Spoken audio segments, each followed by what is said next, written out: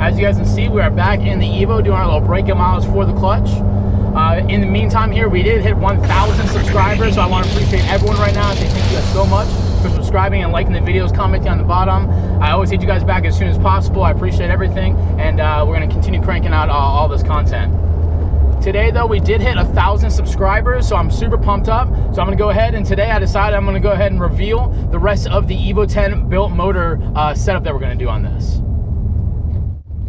If you guys have not seen any of our previous videos, we do already have this Evo 10. This is a 2015.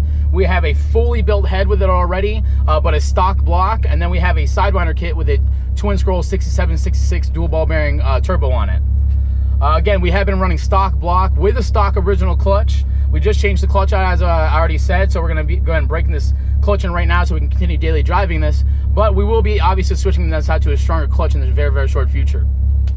Just to run over the head and what is already done to the car, this head is a fully built AG Spec 2 head. AG Autosports is the one who built this head for us. It has Kelford C cams, SuperTech valve springs retainers, a whole setup for the valve train. We also did a port and polish to it. We did ARP 625 head studs, popped that all back onto the stock block, and we have a big old turbo setup.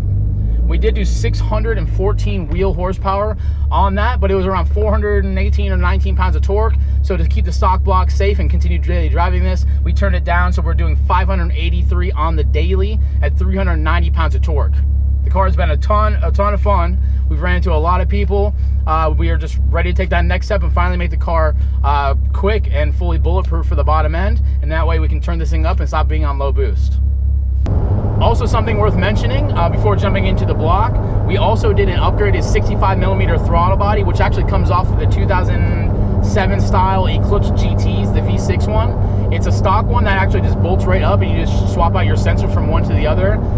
We did port matching to that, as well as did a port polish to the intake manifold, matching the head and to the throttle body. If you guys do want any more details on the entire turbo setup I have and any of the built head things I got going on here, I do have a link in the description on the bottom, as well as the very end, which you guys will see, that will break it all down even more detailed. All right, so now when it comes to the block build, there's a couple options we've kind of been going back and forth with, mostly who we want to get this thing sleeved by. Obviously, we're going to be sleeving this. I wanted to source out some shops. We've been looking all around, and out here in Tampa, Florida, we decided to a place that's really, really close, very reputable. We're going to be using Mazworks to sleeve the block and assemble it. Again, the head is already built, so we're just going to be popping that head off. Probably checking it just to make sure everything's A-OK, since it has been running for probably a year and a half on that, despite it's running beautiful right now. We'll have that checked out. We're going to have the block sleeved by them, assembled by them, put it back together, and then we'll be putting it back in at the house, and then we'll be going down for big numbers with the tune. To support all that, obviously we'll be changing out our entire fuel system, clutch system, all that good stuff. But starting at the block and working backwards, we're going to be using Darton sleeves. So Darton iron sleeves will be used. We are keeping this a 2.0 liter.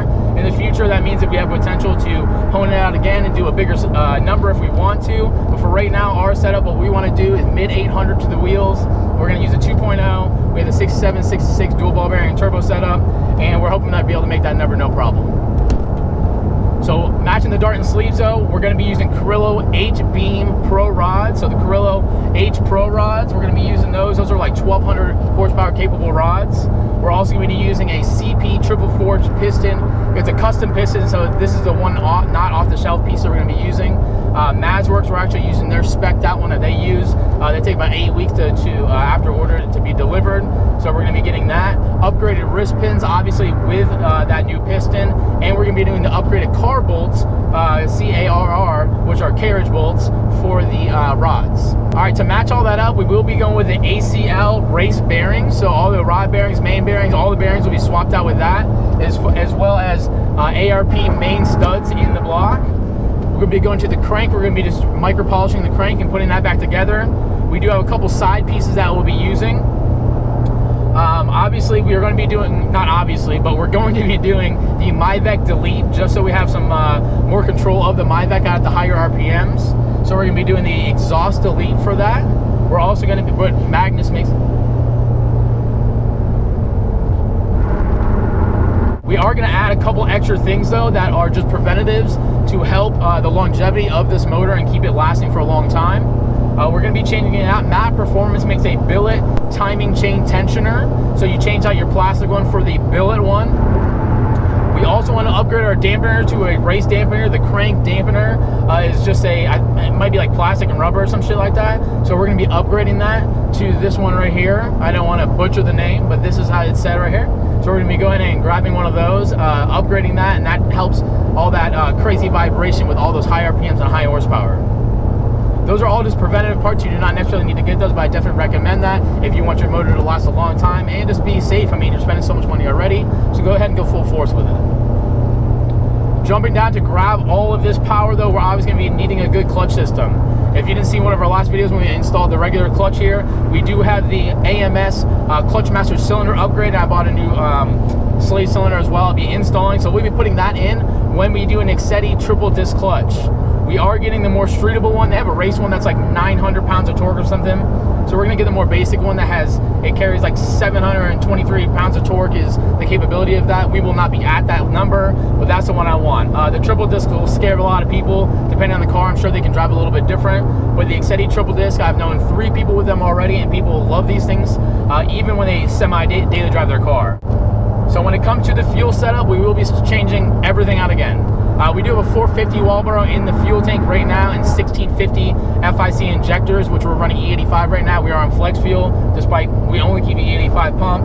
We'll pretty much be staying the same in the future. We are going to be doing E85 pump though, and then we're going to be doing some type of race mix. We're going to be doing E90 or M114 or something like that. We're going to be doing something like that, and that's how we'll be flexing our one in the future here. For that though, we're going to be needing some more fuel so we can go higher boost. We're going to be doing 2200 Bosch injectors, so we'll be upgrading the 1650s to the 2200s. Also, instead of doing another 450 in tank, which a lot of people do the double pumpers instead, we're going to be going to a surge tank in the trunk. So we'll be having a surge tank with another pump in there, help for any type of fuel starvation at any point, and they're just more efficient and more leg room if we ever want to upgrade the turbo, maybe do a 6870 in the future and just try to crank it up again. A huge question I've been getting asked is, what are you going to have it tuned on? Alright, so for over 4 years now, my car has been tuned by Chris Carby, Slowpoke Tuning.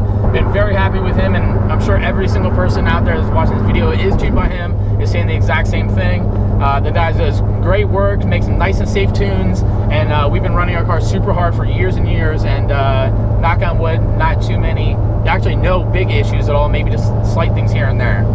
So thank you to Chris Carby, but in the future, as you know, our car does not necessarily have any warnings to cut things off. No, it doesn't have a boost cut that will cut you off, or a fuel, like if you have a fuel failure, it's not going to cut that off. You can melt pistons. All types of bad things can happen.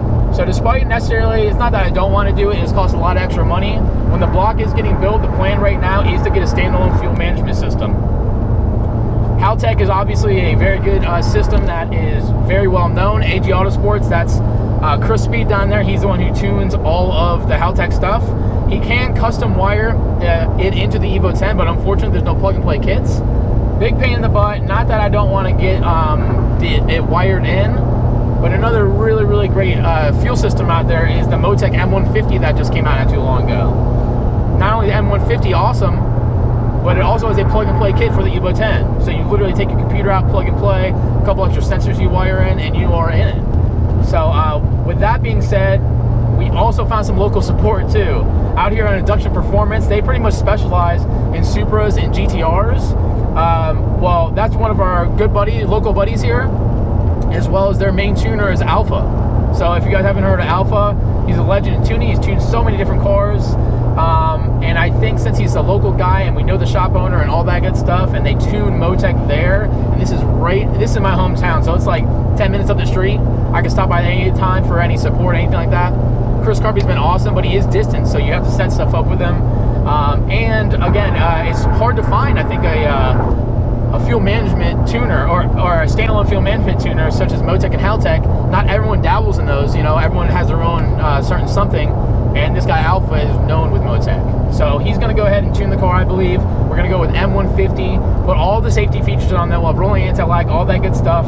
I think that despite it cost that extra chunk of change, we've already gone so far, and we're going to put so much more money into the car. There's no reason not to just to wait that little bit of extra time and take that extra step to make it have all these safety precautions so we can could run this car for 10 years, hopefully not have an issue.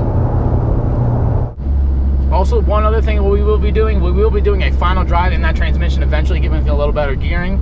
But since we're going to be doing Motec this time around, we decided that we're going to go ahead and lay off on that, and I'll wait till the future since we can do that, since the transmission's in phenomenal condition in the meantime. Alright, dudes, and that's pretty much it, man. So thank you guys for everyone tuning in today. Again, thank you so much for all the subscribers, the future subscribers, current subscribers, all the comments, likes, everything like that. We appreciate it very much. I do have plenty more videos coming out. I got a bunch of installs happening, as well as we're going to be making a couple race videos that I have set up as soon as this clutch is broken in. We are 300 miles on the new clutch. I want to hit 5 just because I semi-high blade drive it. So instead of they saying 3 to 500, I want to make sure that I hit that 500. So we're going to hit the 500, set some stuff up. You'll be seeing those races very soon, DIYs very, very, very soon. And again, guys, thank you so much. Everyone have a wonderful day.